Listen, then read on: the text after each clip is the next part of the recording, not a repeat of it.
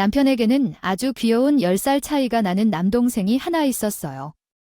저는 남편과 33살에 결혼했는데 그때 도련님이 막 군대를 제대했을 때라 더 귀엽게 느껴졌을지도 모르겠어요.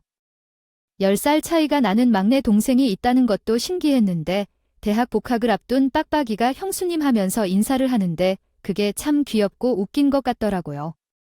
꼬박꼬박 제게 수님 형수님 하면서 졸졸 쫓아다니는데 이래서 뚱이를 보는 건가 싶은 생각도 들었죠. 10살이나 차이가 났기 때문에 도련님을 거의 막내 동생처럼 돌보았다고나 할까요? 저희의 결혼 생활이 시작되고 도련님도 대학을 다니면서 왕래가 자주 있진 않았지만 가끔 볼 때마다 서글서글하게 구는 도련님을 미워할 수도 없었죠. 도련님이 대학을 졸업하고 취업에 성공하면서 땐랑 남편이 케이크를 사들고 시댁에 찾아가서 축하 파티를 열어주기도 했고 첫 월급을 받아 우리 아이들에게 선물을 사주는 동안 보면서 제가 키워온 아들인 것 같은 뿌듯함을 느끼기도 했어요. 아유, 우리 동생 너무 귀엽지 않아? 회사 업무 때문에 스트레스 받는 것을 보면 내 마음이 아프다. 내가 키워온 아들 같다는 것에 생긴 것도 잘생겼고 키도 크고 누가 우리 동생과 결혼할지 정말 궁금해. 나중에 더 탄탄한 위치에 서서 좋은 여자 만나 잘 결혼했으면 좋겠어. 동생이 이상한 여자를 데리고 오면 내가 정말 속상할 것 같아. 그 역시 성인이지만 다 크니까 잘 살아갈 거야. 결혼이 곧 차별하는 건지 바뀔지 모르겠어. 나도 내 동생한테 그리 애정을 쏟아붓지는 않았는데 당신도 참. 극성 맞다. 남편이 가끔 핀잔을 줄 정도로 저는 도련님을 끔찍하게 아끼기도 했어요. 우리 시부모님은 아들들에 대한 자부심이 또한 대단한 분들이셨고 그 영향을 받은 것 같기도 했어요.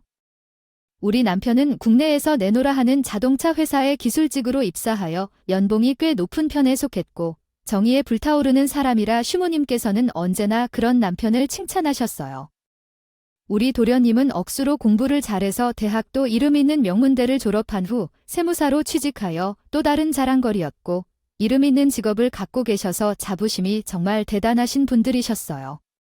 내가 우리 아들들을 이렇게 번듯하게 키우느라 얼마나 고생했는지 모른다.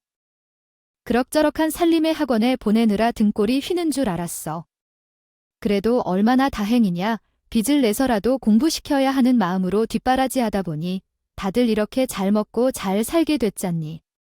아이, 물론 내가 며느리 보은 좀 적은 것 같다만 아들이 농사를 잘 짓니까 뒤따라오는 결함이라 생각해야 하지 뭐. 시어머니는 은근히 제게 이렇게 피전해 주셨죠. 아니, 대놓고 결함이라고 말하는 걸 봐서는 은근히 아닌 것 같네요. 저는 그냥 평범한 회사원이었고 남편이랑은 소개팅으로 만나서 결혼까지 했거든요. 당연히 저희 시부모님의 눈에 드는 며느리는 아니었어요. 연봉만 따져도 제가 후달리는 며느리라는 건 부정할 수 없었어요. 거기다가 결혼하고 1년 만에 첫 아이를 낳았는데 딸이 없고요, 둘째도. 딸 하나만 낳은 것으로 보면 시부모님 입장에서는 더욱 못난 사람처럼 보일 수도 있었던 것 같아요. 그래도 딸 둘만 키워서 어쩌겠어요. 아들을 낳아야 행복한 삶을 살 수 있다고 생각하세요? 아들이 잘 나서서 말했습니다만 마지막에는 행복하지 않아요. 딸은 시집가면 끝이라고요. 그러나 딸을 키울 때도 열심히 하면서 자기 지갑도 챙길 수 있어요. 그러다 보면 집 부모님에게도 제대로 된 용돈을 드릴 수 있죠. 얼른 셋째를 낳도록 하세요. 아들을 낳아야 한다는 법이에요. 어머니, 세 번째를 낳는다고 해서 아들이 되어줄 보장은 없어요. 게다가 제 나이가 이미 0세인데 세 번째를 낳는다니? 요즘은 100세 시대이고 늦게 아이를 가질 수 있는 시대이긴 하지만 그것을 염두에 두고 어떻게 아이를 낳을 건가요? 키울래요. 세제는 무리하다고 생각해요. 아직 예비 엄마로서 마음밖에 두고 걱정이 많은 게 나이 때문인가요? 50대에도 아이를 잘 키울 수 있다고 하더라고요. 청년들이 퇴직을 미루는 시대인데 왜 이렇게 걱정이 많은 거죠? 겁먹지 말고 그냥 앞으로 나아가 보세요. 어떻게든 아이를 키울 수 있을 거예요. 제 말을 들어주세요. 얼른 제 말을 들어주세요. 나쁠 게 없어요. 엄마나 아내에게 부담이 되며 스트레스 주지 마세요. 우리도 아이들 키우는 게 벅차요. 딸 둘이면 충분하지 않을까요? 요즘은 오히려 아들이 필요 없다고 하는데요. 다들 집을 지으며 바쁘지만 제대로 효도하는 건 딸들이지 않나요? 그 딸들이 최고예요. 지금 만족스러운데 그만해요. 남편이 이해해줘서 감사할 뿐이에요. 그러니 이 정도로 좀 이해해주세요. 한 귀로 듣다가 살았어요. 아무튼 그렇게 순탄하게 잘 지나가고 있다고 생각했는데 우리 나이가 41살이 되던 때에 인생이 바뀌는 큰 사건을 겪게 되었어요. 제 남편은 자동차 회사에서 일하고 있는데 정의감이 불타서 그랬는지 모르겠지만 남편이 노조 활동에 열심히 참여하고 있었거든요. 노조 활동을 하는 사람을 회사에서 예에 바르게 볼 리가 없겠지요. 회사에서 밑부터 바라면서 꼬투리를 잡히는 상황에서 좌천을 당하게 되었는데 좌천당한 부서는 남편이 일하던 부서와 완전히 다른 곳이었어요. 거의 보복적인 조치로 볼 수도 있는 정도였습니다. 그래서 사무실에서 사무직으로 일자리가 변경된 셈이죠. 평생 기술직에서 일하던 남편이 사무실로 부서를 옮기게 되니까 적응하기가 어려웠던 것 같아요. 결국 남편은 좌천을 당한 지 6개월 만에 회사 일을 견딜 수 없어서 일을 그만두게 되었습니다. 남편은 누구보다 성실하게 일하고 회사에 애정을 가득 담아왔는데 이런 보복적인 행동으로 정말 상처를 남기게 되었어요. 저는 아이를 낳고 키우느라 무지하고 남편은 좌절을 이겨내고 새로운 직장을 찾으려고 노력했는데 일이 잘 풀리지 않아서 동종 업계로 갈 수 없었고 사무실 일이 맞지 않는다고 했어요. 결국 차량 정비업체에서 일을 하게 되었는데 엄청 힘들었어요. 박봉이 남편과 함께 살면서 소비 습관을 바꾸느라 고생을 했습니다. 한동안 부모님과 친정에서 우리의 생활을 도와주셨는데 정말 감사했어요. 이렇게 오래 살았더니 정말 다양한 경험을 얻게 되었어요. 저희에게 생활비를 보태주셨던 것도 있고요. 이번 달에도 카드값으로 구멍이 났습니다. 생활비를 줄이려고 해도 그동안 사용해온 카드값들도 연체되어 있었고 월급도 오를 생각이 없습니다. 지금 우리가 가급적 막아내야 하는 것만 해도 어마어마한데 이러다가 우리가 길거리에 내몰리게 될 것 같아요. 그래서 말인데 한 번만 눈 감고 본가로 돌아가서 살아볼까 생각했지만 남편은 시댁에 합가를 해야 한다고 말했고 어떻게 하겠다 할 만큼 곤경에 처한 우리 가족은 다른 방법이 없었어요. 집이 넘어가게 될 정도로 적자가 늘어나고 있었기 때문에 집을 팔아서라도 조금이라도 여유를 만들어야겠다고 생각했어요.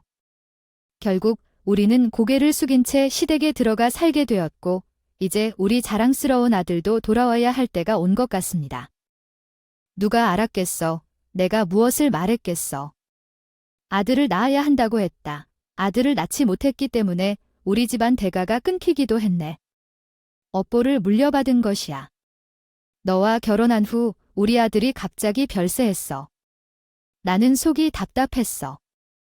어머니는 제가 아들을 낳지 못한 것을 죄로 생각했고 그럴 때마다 저는 엄청난 스트레스를 받아야 했어요. 하지만 오랜 시간 동안 시댁에서 생활을 도와주고 있었기 때문에 시어머니의 말에 제대로 반박할 수조차 없었지요. 돈이란 것이 정말 사람의 귀를 훅훅 날린다는 것을 너무 큰 스트레스를 주었어. 몇 년이 훌쩍 지났고 큰 딸아이가 초등학생이 될 즈음에 우리 도련님이 결혼을 하겠다고 하며 예비 신부를 시어머니에게 소개시켰어요. 나는 예비 신부를 처음으로 뵈었을 때 입이 다물어졌어. 벌리지 않으면 안 될 것 같았어요. 제가 여자라서 그래서 브랜드에 대해 대강 알 것 같아요. 예비 동서가 작정을 한 건지 머리부터 발끝까지 명품으로 향장을 하고 왔더라고요. 가방도 엄청나게 비싼 브랜드였고 구두도 명품이라고 저는 속으로 예비 동선에 대해 엄청난 부자인가 아니면 부자인 척하는 건가 했는데 아니요. 진짜로 실제로도 찐 부잣집 딸이었어요. 차도 외제차를 타고 다니고 집도 강남에 있었다고 하는데 도련님이 세무사로서 확실히 그런 건지부자인 여자를 만나는 것 같았다니까요. 와, 그러면 예비 동서는 초중고부터 강남 8학군 출신인 것 같아요. 처음부터 강남에서 살았으면 부자인 친구들도 많이 있을 텐데 아니요. 저 고등학교 때 외국으로 유학을 갔다가 돌아오기도 했고요. 그리고 강남에서 처음부터 살았던 게 아니에요. 저희 집이 사업을 하셨는데 그게 잘 풀려서 살림이 갑자기 확 좋아졌거든요. 지금은 사업을 정리하고 그때 벌어들인 돈으로 부모님의 노후 생활을 하시고 있어요. 아무래도 벌어둔 돈이 꽤 있어서 우리 집안 사람들이 해외여행을 다니면서 편안하게 삶을 즐기고 있긴 하죠. 근데 이런 공 갑자기 왜 묻나요? 아이유, 그냥 부러워서인 거죠. 진정이는 어디든 빵빵하면 좋잖아요. 예비 동생이 들고 온 가방도 정말 비싼 브랜드인데 그냥 부러워서 물어봤어요. 응, 넌 눈도 좋다는데 그런 거 하나하나 언제 다 살펴본 거야? 아이, 부러울 것도 많다고. 내가 그랬지? 나이가 아직 42이라 언니 충분히 셋째를 낳을 수 있다니까. 아유, 아들을 안 낳으려고 애쓰는 게 아니라 너희를 아끼려고 이렇게 막히는 거야? 셋째만 나오면 운수대통이 확 풀린다고 했다니까. 너희 인생이 어떻게 바뀔지 누가 알겠어. 너희 사주에 아들이 무조건 있어야 한다고 그랬다니. 그래서 아들이 안 나와서 집안이 폭망하는 일이 생기는 거야? 아유, 어머님 제 나이 42인데 어떻게 셋째를 낳아서 키우냐고. 32이면 몰라도 마음들은 좀 거기다가 있어서 애도 안 들어. 내일 모레가 폐경인데 어떻게 애를 낳어? 어머, 형님 제가 지금 30살인데 13살 된 동생이 있거든. 우리 부모님께서 45에 낳은 막둥이에게 아들만 나오면 운수대통이 잘 풀린다는데 한번 노력이라도 해보시지. 어른들 말씀에 틀린 말 하나 없잖아. 아이, 그래 너 말 잘했다. 근데 13살 된 동생이 있어? 아이고, 그 집도 아주 막둥이를 같이. 첫째, 둘째 나이 차이가 10살인데, 맞아요. 저희 부모님께서도 아이를 너무 좋아하셔서 늦둥이를 기르셨어요. 거의 제가 키운 것 같다니까요. 안 그래도 그런 점에서 10살 차이 나는 부부를 많이 보았다는 이야기를 들었어요. 서로 이해하는 게 있어서 그런지 마음도 잘 맞아 결혼을 하게 된 것 같아요. 아주 그냥 우리 시어머니 입에서 내가 귀에 걸렸다고 하면서 하나하나 마음에 드는 며느리라는 식으로 말씀하실 때 내가 옆에서 듣고 있었던 제 입이 확 튀어나왔죠. 예비 시아버지의 집도 부유하다고 하면서 사근사근하게 잘 대하시고 그러기까지 하더라고요. 또한 내가 쟤를 낳지 못한다고 하는데 시어머니께서는 편들면서 충분히 해낼 수 있을 거라며 말씀하셨어요. 우리 시아버지 마음에 그냥 쏙 들어가 버린 것 같아요. 당장 결혼하자고 그러셨어요. 아무튼 상견례 날을 잡기로 하고 상견례를 하러 가기로 했어요. 상견례 하는 날 아침부터 시어머니가 분주하게 준비를 하더니 가방들을 들고 무엇이 더 부티나 보이냐고 물으셨어요. 아유, 왜 그러는지 싶었어요. 예비 사돈 댁이 엄청나게 부자라고 하더니 끌리고 싶지는 않았나 봐요.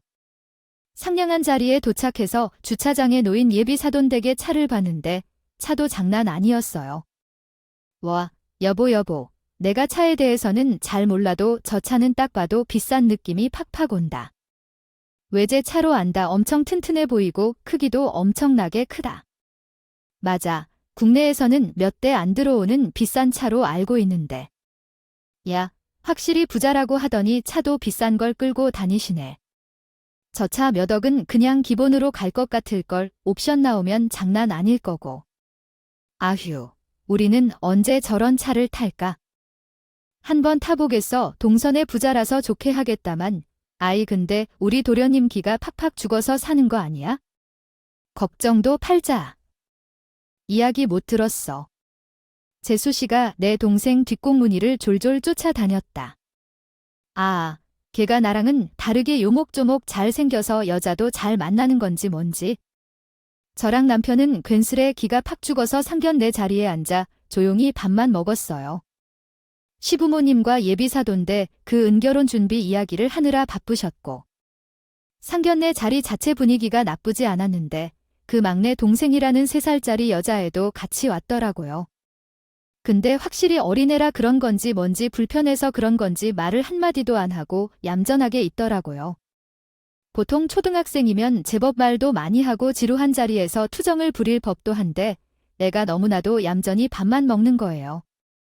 찍소리 한 번을 하지 않고요. 예비사돈 학생이라고 해야 할 텐데요. 호칭을 뭐라고 해야 할지 참 어렵네요. 혹시 자리가 불편한가요? 아니면 입맛에 맞지 않는 음식이라도 있어서 그런가요? 다른 것을 먹고 싶으면 새로 주문해도 되니까 먹고 싶은 거 먹어요. 어른들끼리 이야기하는 자리라서 불편할 수도 있지만 얌전히 잘 있네요. 기특하게 먹겠습니다. 신경을 써주셔서 감사합니다. 그 이후에도 계속 말없이 깨작깨작 밥만 먹는 걸 봤는데 혹시 불편한 자리일까 생각했습니다. 몇 번 말을 걸어봐도 대답만 하고 말을 하지 않더라고요. 원래 성격이 그런 걸까 하는 생각도 들고 오지랖을 떨고 있나 싶은 생각도 들어서 더 이상 신경 쓰지 않기로 했어요. 밥을 먹기 시작했지만 자꾸만 내 눈길이 가는 건 어쩔 수 없었어요. 결혼식에 대한 이야기가 끝나도 어색한 공기 속에서 살짝 잠에 빌런 것 같아요. 동서랑 판박이처럼 생긴 것이 신기해서 말을 걸었어요. 확실히 피는 못 속이는 것 같아요. 여기 동서에게는 늦둥이 동생과 너무 닮은 동서랑이 있어요. 누가 봐도 딱 자매처럼 보이는데 길을 가다가 잃어버릴 일은 없을 거예요. 나름 분위기를 풀어보고 싶어서 던진 말이었는데 갑자기 상견례 자리에 정적이 흘렀어요. 예비사돈 집 부인께서는 그냥 저를 보시고 우리 시부모님들도 어색해진 공기에 헛기침만 하셨어요. 무슨 말을 잘못했을까 생각하고 있었는데 동서가 억지로 웃으며 말했어요. 자매니까 그렇겠지요. 똑같이 생겼다고 말이에요. 저는 잘 몰라요. 자세히 보면 동생은 아빠를 많이 닮았고 저는 엄마를 더 많이 닮은 편입니다. 동생은 어서 밥을 먹으라며 자리를 갈무리했고 막내 동생은 그때부터 밥을 먹지 않고 그냥 가만히 있으며 고기만 숙이는 게 뭔가 분위기가 이상했어요. 혹시 친척이 아이를 데리고 와서 키우나 싶을 정도로 막내 동생을 누구도 신경 쓰지 않는 건 좀 이상했습니다. 아무리 서열이 높은 자리라도 어른들끼리 대화를 할 때는 어린아이가 있으면 가족들이 그 아이를 챙기기 마련인데 무시하고 있어서 눈치가 보였습니다. 결혼 날짜도 다 잡았고 결혼식 준비를 할 때 돈을 엄청나게 쏟아붓을 것이라고 하더라고요. 우리 딸이라고요. 결혼을 하기 때문에 당연히 결혼식장은 최고급 호텔에서 해야 합니다.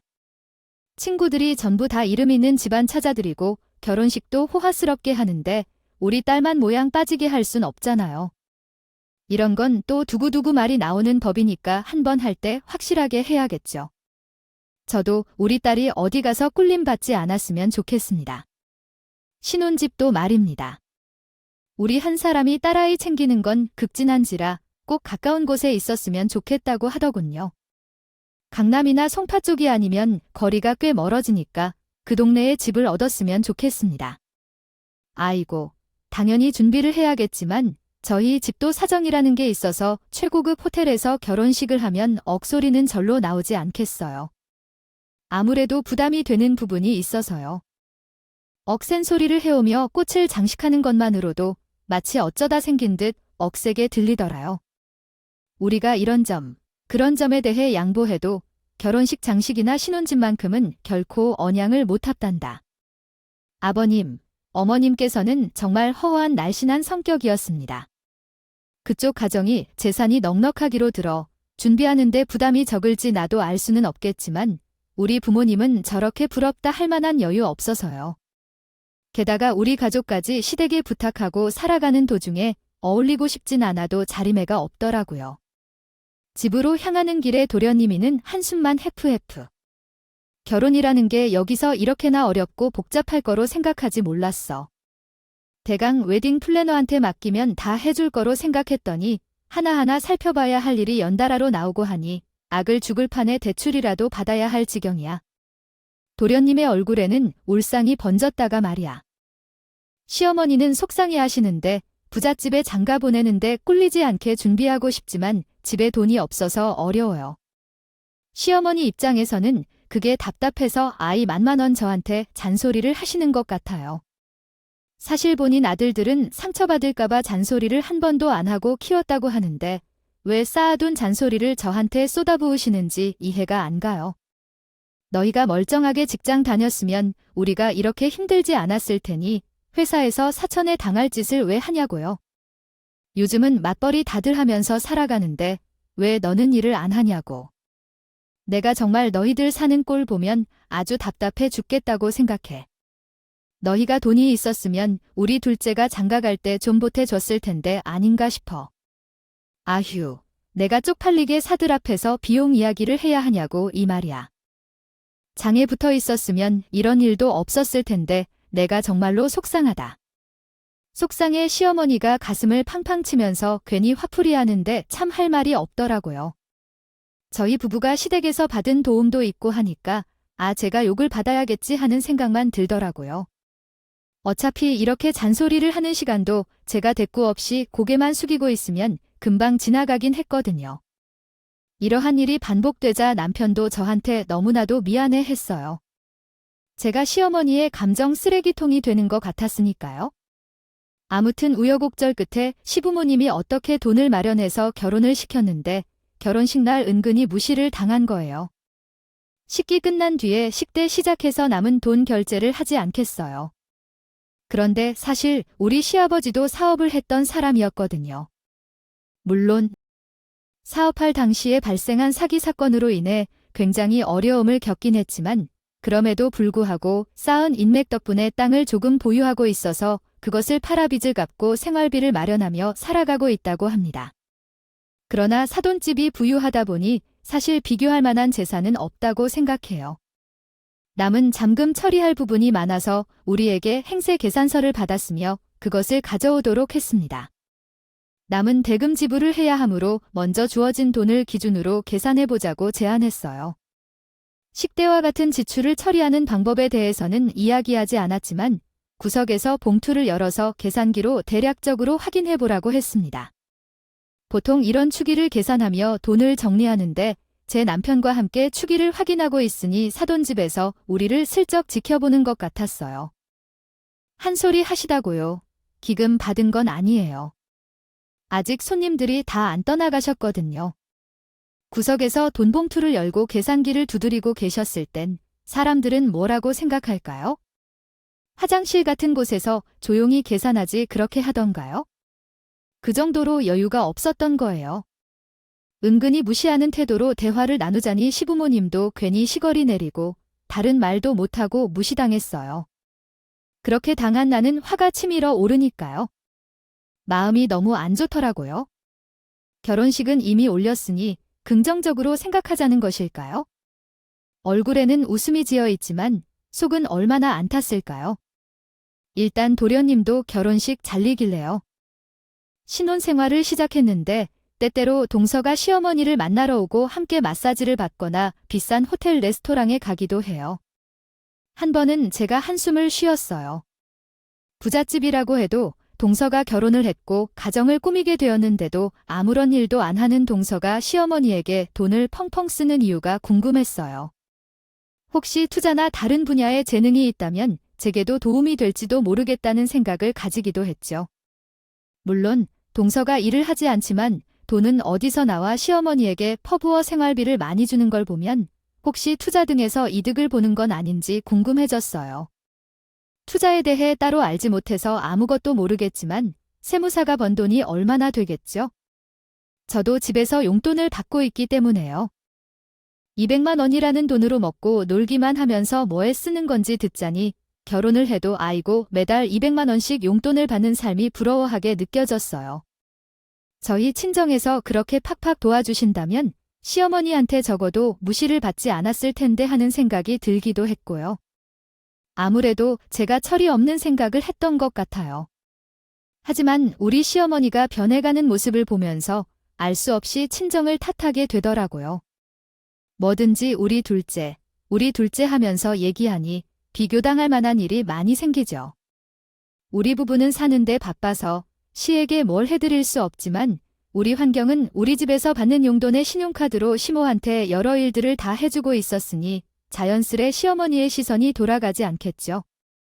게다가 동서가 얼마나 잘 여우짓을 하든지요. 저는 사회생활에서 말렙에 가까운 것 같습니다.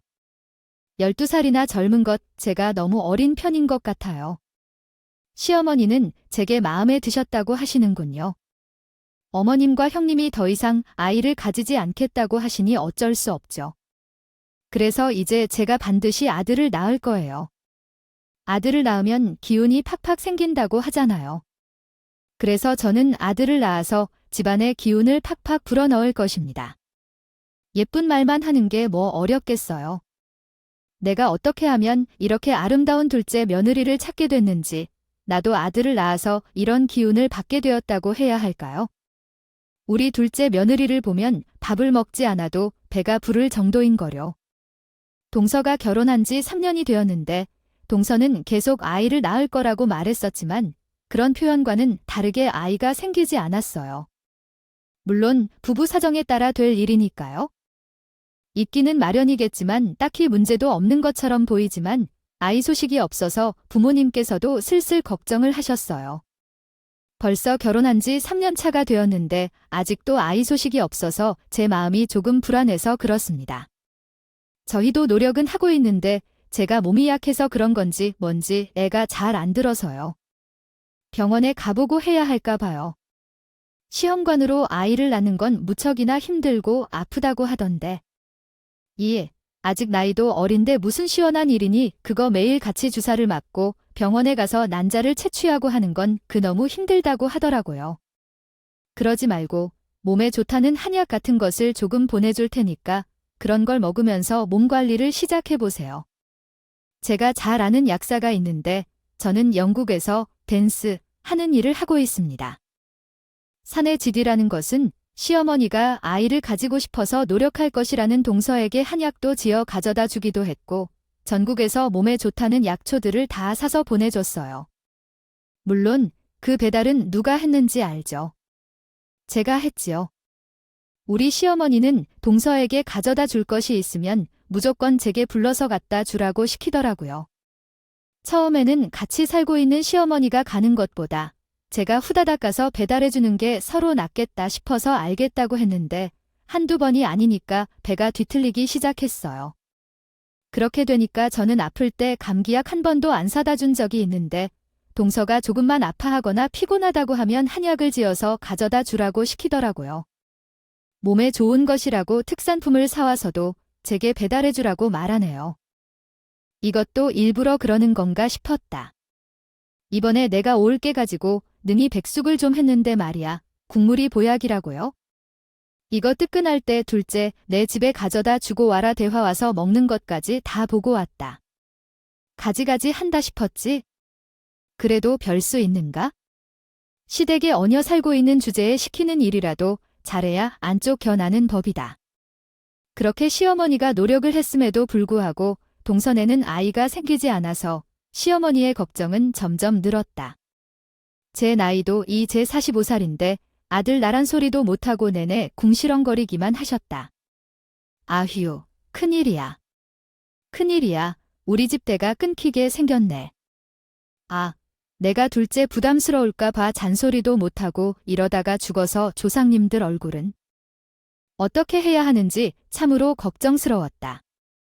어느 날 동생이 시댁에 찾아와서 묵묵히 이렇게 말했다. 아무래도 제가 집에서 익숙치 않은 집안일을 하다 보니까 몸이 너무 피곤해서 애가 안 생기는 것 같아요. 원래는 일을 도와주시던 이모가 있었는데 그 이모의 딸이 결혼해서 애를 낳아서 애를 돌봐주러 가는 바람에 일을 그만뒀어요. 안 하던 일을 하려니까 몸도 피곤한 것 같고 힘도 쓰기 어려운데 갑자기 그렇게 되면 좀 힘들긴 하겠지만 다른 사람을 구하면 되잖아요. 일하고 싶어하는 사람들도 많이 있을 텐데요. 찾으면 있을 거예요. 그런데 대부분 외국에서 온 사람들이 많아요.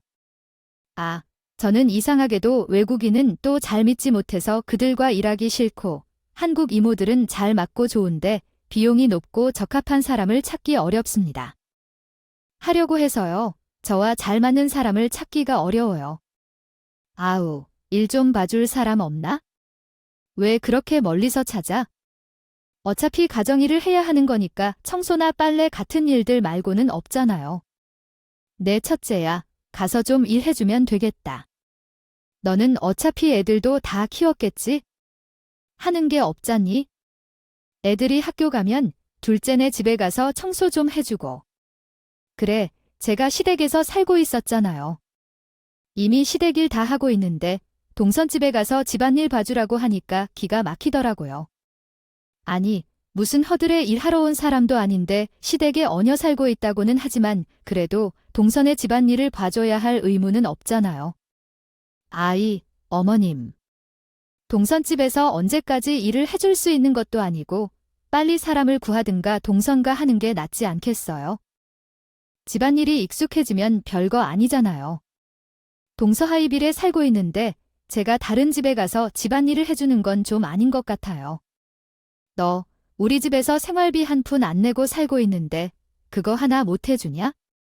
얘가 지금 사람 구하기가 어렵다고 하잖니. 내가 좀 가서 해줘라. 서로 돕고 사는 거지? 아니면 우리 집에 생활비 내고 살든가. 너희가 쓰는 수도, 난방비, 전기세가 얼마나 올라가는지 알아? 공짜로 얹어서 사는 것 아닌데? 내가 시키는 일까지 안 하려 들면 어떡해? 시어머니가 버럭하면서 말을 하는데 제가 할 말이 없더라고요. 지금 우리 애들이 초등학생이 되면서 학원도 다니고 그러고 있는데 여기서 갑자기 생활비까지 내라고 하면 우리 부부 진짜 죽어도 못 살거든요. 시어머니는요. 돈을 내기 싫다면 우리 둘째네 집에 가서 일할까? 그렇게 말하고 있는데 동서는 팔짱을 짙게 펴고 있었어요. 얄미운 표정으로 제게 보이며 아 형님, 부탁 좀 들어주실래요? 형님이 도와주신다면 나도 믿을 수 있겠어요. 하지만 적어도 형님이 저희 집에 물건을 탐내지 않을 사람은 아니잖아요. 마음가짐상으로 그냥 하늘로 날아가 버리고 싶었어요. 하다가 이제는 동선의 가사도 도와주라고 하니 안타까웠고 돈이 없어서 겪는 것이 어떤 죄인지 사람 자존심이 상처받는 것은 한순간이라도 있기에요. 그래도 어떻게 할 수 있을까요? 당장 시댁에서 벗어날 방법이 없는데 일 도와줄래고 말했어요. 그래서 이런 제가 어리석고 답답하게 보이나요? 하지만 그때는 궁지에 몰린 쥐처럼 마땅한 대안이 없었을 뿐더러 아이들까지 있었으니까요. 길거리에서 생활하는 것은 불가능하죠. 저는 자존심이 있고 희생해도 우리 가족이 편하게 지낼 수 있는 공간이 생긴다고 했는데 결국에는 매일같이 동선의 집에서 팔자 없는 일을 하러 가게 되었습니다. 동선의 집에서는 제 손이 사람인지도 모르는 사람처럼 부리는 것 같았어요. 반찬은 일주일에 3번 정도 채워놓고 집안 청소와 화장실 정리, 신발장 정리까지 다 해줄 뿐입니다. 솔직히 어려운 일은 아니니까 반나절 만에 다 가능하겠죠. 동선이 명령조로 말할 때 제가 형님으로 생각하시는 것 같아서 적어도 제 손이 사람으로 생각을 해주셔야 이렇게 일을 시킬 수 없을 것 같아요. 동선의 집에서 그렇게 괴롭힐 줄은 몰랐어요. 일을 한 지 3개월째 되는 날에 우연히 동서의 통화를 엿들을 수 있었어요. 저도 뭐 듣고 싶어서 들은 건 아니지만 저에게는 기회가 찾아온 거죠. 화장실 청소하다가 세제가 모자라 나가서 사온다고 하고 나갔다 하는데 동서가 누구랑 부를 내면서 통화를 하고 있는 거예요. 아니, 약속한 날이 있는데 그걸 어기면 어쩌자는 거야? 돈을 보내줘 해 공부를 시키든지 말든지 아직 중학생 되어서 돈 들어갈 일이 더 많은데 이제 고등학교도 올라갈 거라고 이런 대화를 하는데 순간 이게 무슨 말이지 싶더라니까요. 통화를 다 끝내고 씩씩거리는 동서 눈치를 보면서 슬쩍 들어가니까 동서가 화들짝 놀라는 거예요. 마치 죄라도 있는 사람처럼 말이죠. 저는 그런 동서의 행동에 수상함을 느끼게 되었어요. 아니, 마트 간다더니 벌써 왔어요. 발소리라도 좀. 역시 누가 그러셨는지 몰랐어요. 혹시 통화 내용을 엿들었다는 얘긴 아닌가요? 아니죠. 형님, 뭐라고 하실 거 있어요? 아, 세제만 사러 갔다가 금방 돌아왔어요. 통화하는 걸 알고 있었는데 뭐 어떻게 하실 건가요? 아, 세제만 사러 갔다가 금방 돌아왔어요. 통화하는 걸 알고 있었는데 뭐 어떻게 하실 건가요? 이유가 있겠어요. 왜 무슨 중요한 돈 얘기라도 한 거예요? 좋은 정보가 있으면 나도 알려주세요. 서로 도와가며 사는 게 좋죠. 나한테도 투자 정보가 들어오면 꼭 알려줘야 해요. 아, 그런 건 아니에요. 나중에 정보가 들어오면 알려드릴게요. 그리고 화장실 청소가 끝나면 이불을 새로 정리해 주시면 좋겠어요. 세이블이 저쪽 장롱 안에 들어있거든요. 저는 약속이 있어서 먼저 나가봐야 해요. 일이 끝나면 문을 잠그시고 나가셔도 돼요. 그러고 가방을 챙겨서 서둘러 나가는데 정말 어이가 없어서. 근데 다시 말씀드리겠습니다. 잘못하면 시어머니에게 발각될 것 같아서 불안해서 화장실 청소와 칫솔 치면서 입 굳토는데 이수독 보고 싶지 않아서라도 빌러서 분가해야 하나 일을 하면서 입을 정리하고 장롱 정리하는데 구석에 하나의 상자가 있더라고요. 이것은 무엇인가 하고 보는데 어머, 거기에 정말 놀라운 것을 발견했어요. 동서와 함께 한통한 용이 귀에 들어오면서 퍼즐이 딱 맞아떨어졌을 때 대단하다 싶었습니다. 그때부터 한세인 복수를 꿈꾸게 되었습니다. 다음 날 망설임 없이 동서의 집에 갔을 때 동서가 나를 보지도 않고 명령을 했어요. 형님, 어제 세탁해서 말린 이불을 정리하여 장롱 속에 다시 넣어둬요. 아, 그리고 내버려 둔 채로 내가 헐렁한 것 그대로 두었거든요. 허리가 아파서 이불 접을 수도 없었어요. 학교 시간까지 다 되어서 이불 세탁은 돌리고 널어놓고 정리를 하지 않고 집에 갔거든요. 그러면 그 정도만 하면 되는 줄 알았는데 그걸 또 고스란히 내버려 두었더라고요. 아이 그래도 저는 이미 동서의 약점을 잘 잡았다고 생각하니까 태연하게 알겠다고 말하고 정리해서 장롱 안에 넣어놨어요. 그리고 동시에 어제 장롱 구석에서 보았던 상자를 꺼내면서 동서를 부른 거예요. 동서는 제가 그 상자를 발견했을 거란 생각을 못했는지 엄청 귀찮아하면서 되옵하고 저를 쳐다보는데 제가 장롱 깊숙이 있던 상자를 들고 있으니까 얼굴이 아주 사색이 되면서 꺄 소리를 내더라고요. 동서야, 이 상자는 뭐야 보니까 상자 자체는 낡았는데 안에 귀중한 물건이 들어있었어요.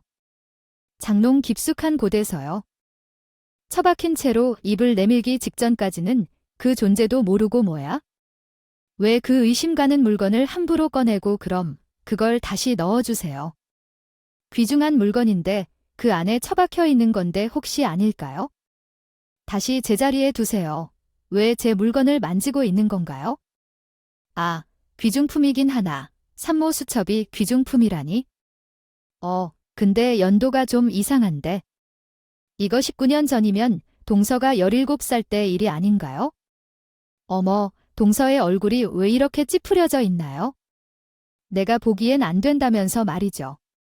아, 혹시 이건 아무도 모르는 비밀이라든가 그런 거였나요? 도련님도 몰라서 형님, 그걸 열어보셨어요?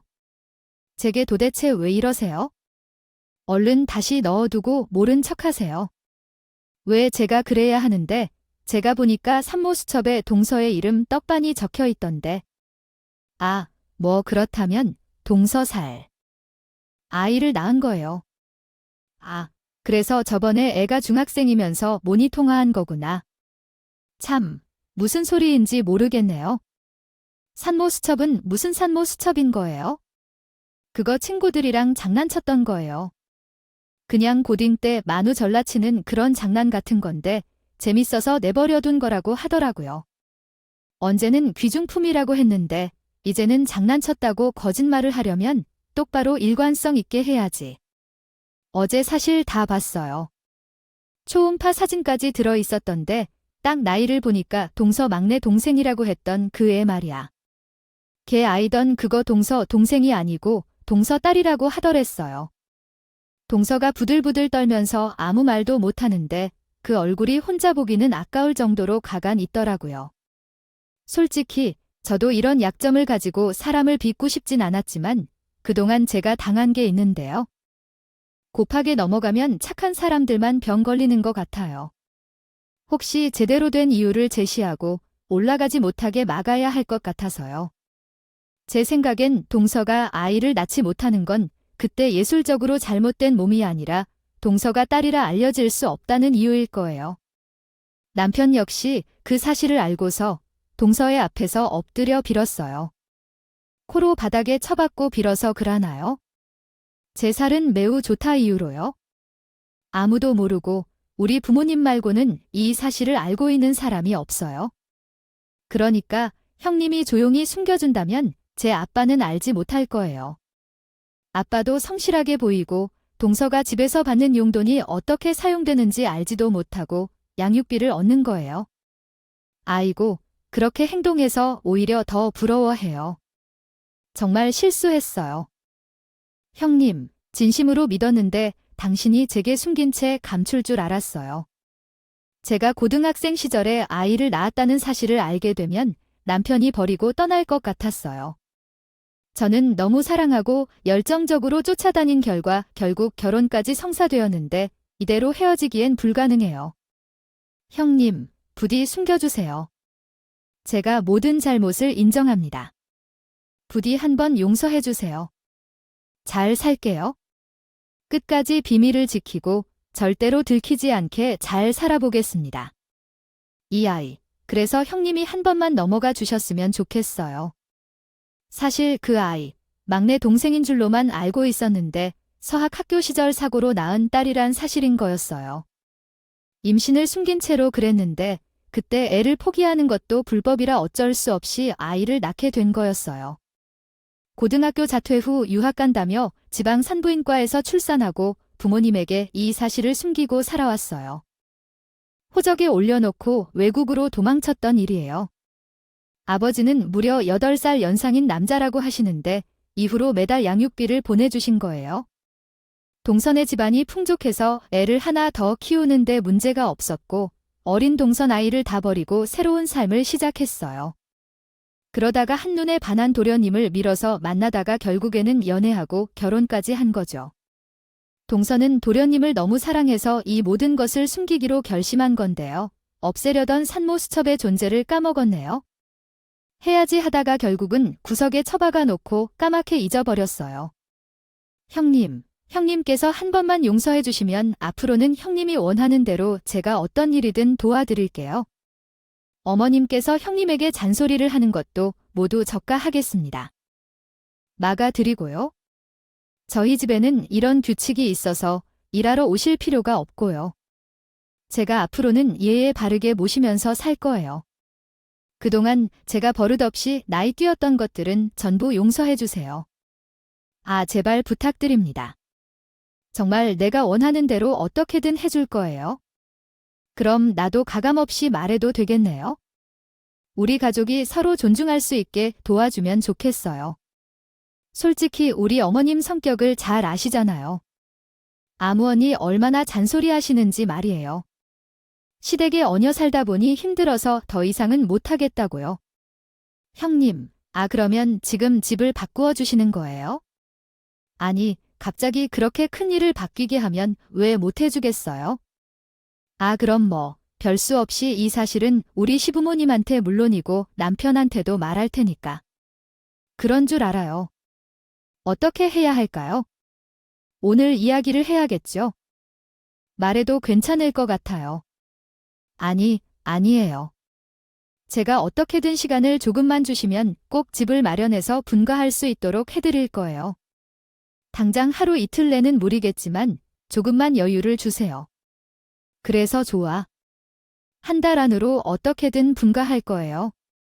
그리고 앞으로 어머님이 저한테 잔소리를 하거나 동사랑을 비교해서 트집을 잡는 일이 있으면 동생이 나서서 도와주는 것도 있지만 우리 아버님이 말씀하신 대로 사업을 하다가 사기를 당한 이후로 사기꾼들이면 아주 질색팔색을 할 때가 있어요. 그리고 애를 숨기고 결혼한 것도 사기 결혼이겠죠. 그것도 고등학교 시절에 사고를 쳐서 낳은 애라는 걸 지역에서 알게 되면 아주 집안 콩띠라게 보일 수 있겠어요. 그러니까 동생이 앞으로는 눈치를 껏 해줘야 해요. 형님께서 순결만을 주신다고 약속해 주시면 앞으로는 무슨 일이든 제가든지 해줄게요. 형님이 계시더라도 불편하게 만들지 않도록 노력하겠습니다. 저는 동선의 집에 출근하고 도장을 찍으면서 집안일을 보조했던 것을 완료할 수 있었어요. 그날 저녁에 동서가 시어머니에게 전화를 해서 말을 했죠. 제가 계속해서 손님인 형님에게 무리한 짓을 했던 것 같아요. 제가 빠르게 사람을 고용하여 대체해야 했는데, 저 바보 같았어요. 형님께 이런 부탁을 했다는 것 자체가 부끄러운 일이라는 걸 왜 몰랐을까요? 어머님, 이제 형님이 더는 저희 집안을 도와주지 않아도 될 것 같아요. 저는 새 이모님을 고용하기로 결정했으니까요. 그래서 형님, 내일부터는 저희 집안일을 도와주지 않아도 돼요? 응, 갑자기 이렇게 사람을 고용했다고 하니 마음에 드네요. 사람이 없다고 말했지만 어찌해서 구해내셨나요? 그래도 몇 날은 큰아들이 일 도와주러 갔다 와야겠죠. 아니요, 어머니, 형님도 좀 쉬셔야죠. 형님도 바쁘실 텐데 우리 집에만 의지하면 안 되겠죠. 어쨌든 어머니, 형님께서 맡길 일은 너무 시키지 마세요.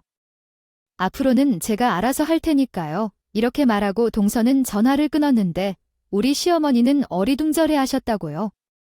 저하고는 뭘 잘못 먹었나 보십니다 하며 웃었다고 하더라고요. 게다가 동선의 친정에 가서 어르신을 만나자고 연락이 왔어요. 어쨌든 동서의 비밀을 알고 협박한 것과 같아서 마음이 좀 그렇긴 했지만 그동안 받은 것이 있으니까 자신있게 나갔죠. 사돈 어르신께서 저를 위아래로 살펴보시고 기침을 한 번 하신 뒤에는 열쇠를 한 개 드셨다.